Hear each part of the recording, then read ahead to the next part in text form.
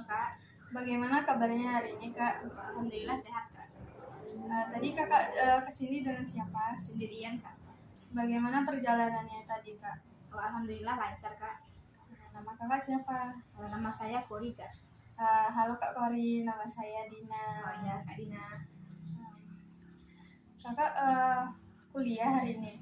Iya kuliah Kak. Kalau boleh tahu Kakak udah semester berapa? Sudah semester 6 Kak.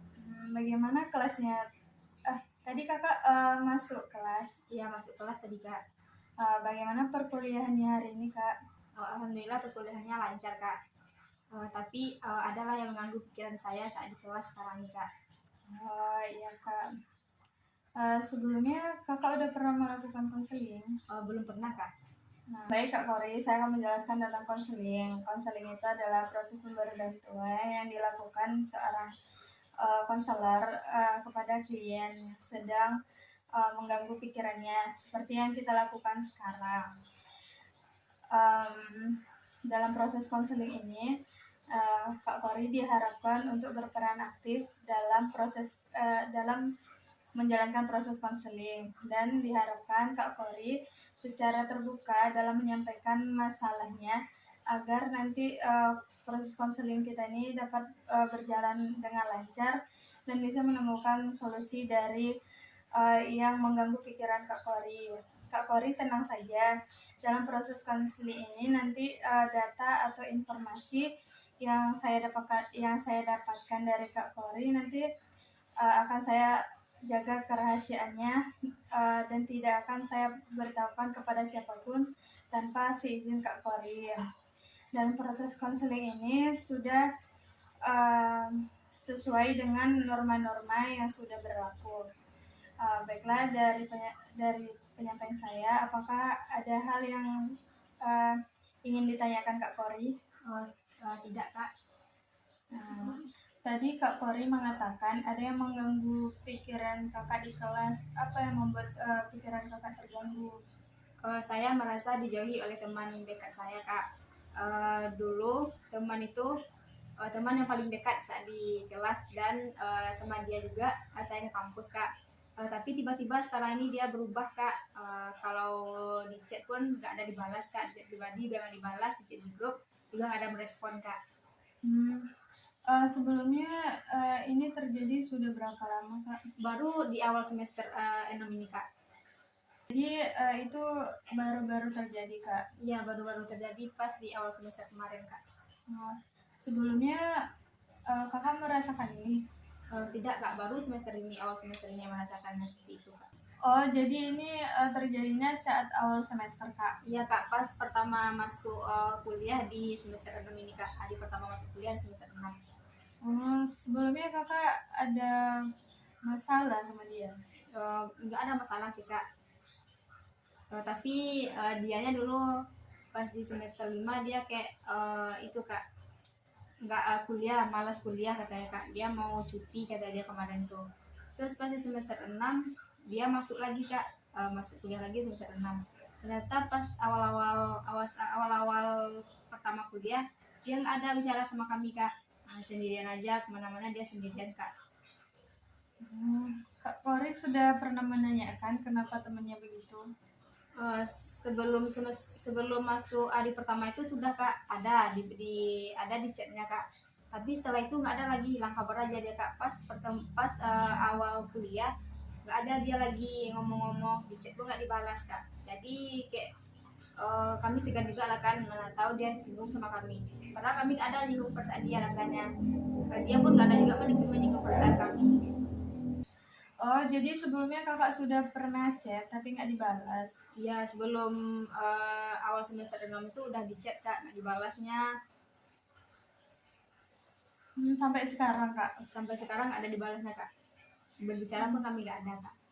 Terus di kelas masih tetap saling sapa Kak? Enggak Kak, diam-diam aja Kak.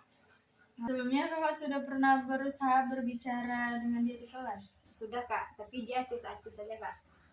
Apakah Kak Kori sudah mencoba bertanya kepada teman yang lain tentang perubahan sikap dia? Belum pernah kak. Takutnya dia sudah tidak mau berteman lagi seperti dulunya kak, makanya nggak berani nanya sama teman-teman yang lain kak. Jadi sampai saat ini Kak Kori belum mengetahui alasan kenapa teman kakak menjauh. Belum kak, belum mengetahui apa alasannya kak. Berarti ada kemungkinan telah terjadi kesalahpahaman. Mungkin kak, tapi saya tidak tahu harus memulainya dari mana kak. Saya memahami perasaan Kak Kori ketika hubungannya sebelumnya baik, tiba-tiba berubah. Tentu itu membuat kita merasa lebih sedih. Tetapi terkadang apa yang kita pikirkan itu tidak sesuai dengan kenyataannya. Saya tidak semangat lagi ke kampus, rasanya canggung setiap masuk kelas kak. Ada seorang mahasiswa mengalami persis seperti permasalahan yang Kak Kori sedang hadapi. Teman-temannya tiba-tiba merasa menjaga jarak karena mereka mengira mahasiswa tersebut marah setelah pembagian tugas. Padahal sebenarnya mahasiswa tersebut hari itu sedang banyak masalah, makanya dia terlihat lebih pendiam. Karena tidak adanya komunikasi, teman-temannya itu mengambil keputusan sendiri bahwa si mahasiswa tersebut tidak ingin bergaul lagi. Nah, dengan mahasiswa tersebut memberanikan diri berbicara dengan salah satu temannya, ternyata emang ada kesalahpahaman. Nah, setelah itu orang tuh mengungkapkan perasaan mereka masing-masing, dan setelah itu mereka bermain seperti biasa dan akrab lagi. Berarti memang bisa hanya karena kesalahpahaman saja ya kak? Iya Kak, terkadang orang lain menafsirkan sikap kita berbeda dengan yang sebenarnya. Padahal tanpa komunikasi, itulah kesalahpahaman semakin besar. Saya tidak pernah berpikir seperti itu kak. Waktu saya sekolah, saya pernah mengalami masalah yang persis seperti Kak Kori alami. Pada saat itu teman-teman saya tiba-tiba menjauhi saya. Saya tidak tahu sebabnya apa. Tapi setelah kami berbicara, ternyata dia melihat saya lebih pendiam dari sebelumnya. Jadi dia mengira saya marah kepada dia. Nah, dari situ dia simpulkan bahwa saya tidak ingin berteman lagi dengan dia. Nah, setelah beberapa hari, saya ajak dia berbicara. Setelah kami berbicara berdua, ternyata terjadi kesalahpahaman. Nah, dari kesalahpahaman itu saya belajar bahwa perubahan sikap seseorang itu bukan berarti dia membenci kita, tapi karena pikiran orang itu atau pandangan seseorang itu kan berbeda. Mendengar cerita dari kakak tadi, saya juga merasa sama seperti itu. Mungkin Kak, karena sampai saat ini belum ada bukti bahwa kamu benar-benar melakukan kesalahan. Rasa takut itu wajar. Menurut kakak, siapakah teman yang paling memungkinkan untuk diajak berbicara terlebih dahulu? Mungkin salah satu dari teman yang dekat dengan saya. Mungkin itu pilihan yang baik Kak. Jadi kakak nanti tidak perlu menemui semua teman kakak. Kakak ajak satu persatu teman kakak untuk berbicara dan sampaikan bahwa kakak merasa hubungan kalian berbeda atau berubah. Tanyakan dengan baik. Jadi kak, saya tidak perlu langsung membela diri.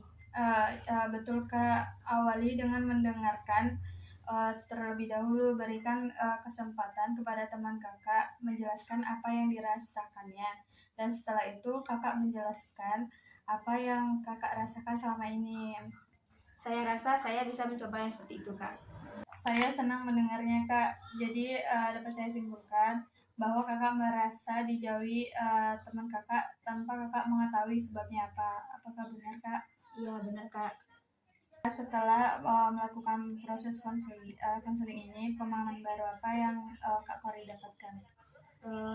Pemahaman yang saya dapatkan setelah melakukan konseling ini, bahwa tidak semua permasalahan yang kita lakukan itu setiap orang membenci kita, karena mereka memiliki perbedaan pendapat yang berbeda-beda. mungkin dari permasalahan ini terdapat kesalahpahaman di antara kami. Bagaimana perasaan Kak Kori sekarang? Saya sangat lega, Kak. Selanjutnya, langkah apa yang akan Kak Kori lakukan? Saya mungkin perlu berbicara dengan salah satu teman saya, berbicara dengan baik bahwa menanyakan apakah ada kesalahpahaman di antara kami. Itu langkah yang baik Kak Kori, apapun hasilnya nanti, Kakak sudah berusaha menyelesaikan permasalahannya secara dewasa. Baik Kak, terima kasih telah mendengarkan cerita dari saya. Iya, sama-sama Kak. Semangat Kak Kori, semoga Kak Kori bisa menyelesaikan permasalahan yang Kakak sedang alami dengan teman Kakak, dan segera mendapatkan jalan keluar atas kesalahpahaman yang terjadi antara Kakak dan teman Kakak. Baik Kak, terima kasih Kak. Iya,